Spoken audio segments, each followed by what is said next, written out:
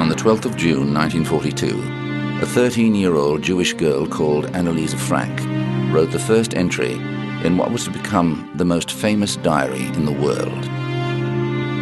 Born in Frankfurt, Germany, Anne and her family fled the Nazis in 1933 and settled in Amsterdam. But their situation became perilous again in 1940 when the Nazis occupied Holland and started rounding up the Jews. The first few entries in Anne's diary document the typical crushes and happy life of an ordinary teenager. But in July 1942, Anne, her parents, and older sister Margot had to flee their home after 16-year-old Margot was called up by the authorities. Together with another Jewish family, they hid in a secret annex attached to Otto Frank's office building. Dutch friends risked their own lives smuggling provisions to them. Lively, sensitive, intelligent Anne poured out her heart into her diary throughout the 2 years of hiding. She documented the terror, boredom, and friction experienced by the group of disparate people thrown together by circumstance. Life was tough in the annex. On weekdays during office hours, the families had to keep quiet to avoid discovery. Anne took refuge in books and writing, but she struggled with the expectations of her parents and had a difficult relationship with her mother. She also clashed with August van Pels, whom she considered vain and silly. The tensions were often unbearable, and Anne sometimes felt her diary was her only friend. Her writing shows a developing maturity and precocious talent. Sadly, this was not to be fulfilled.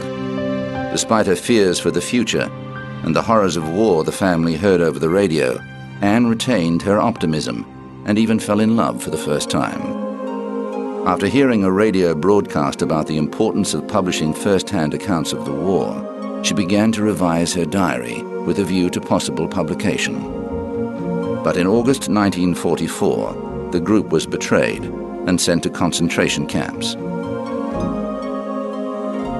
A year later, only Otto was still alive. Anne and Margot died of typhoid at Bergen-Belsen only weeks before the end of the war.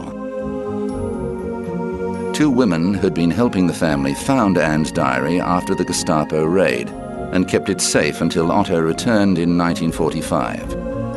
He was amazed at his youngest daughter's beautiful and profound writing and later said, "I never knew my little Anne could be so deep." In 1947, an edited version of the diary was published to immediate acclaim, and the Diary of Anne Frank went on to sell more than 25 million copies. A Pulitzer Prize-winning play and a film followed, and Anne Frank became one of the most powerful voices of the Holocaust that decimated Europe's Jewish population. Soviet writer Ilya Ehrenberg said of Anne's writings, "One voice speaks for 6 million, the voice not of a sage or a poet, but of an ordinary little girl."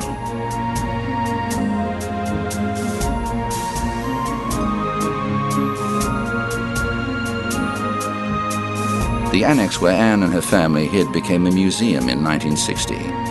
Today, Anne Frank House receives close to 1 million visitors a year. Recently, letters were uncovered that documented Otto Frank's efforts to secure refuge in the United States in 1941. Sadly, even his friend, the owner of Macy's department store, was unable to help, as the country was closing its doors in the face of desperate Jewish refugees fleeing Nazi persecution.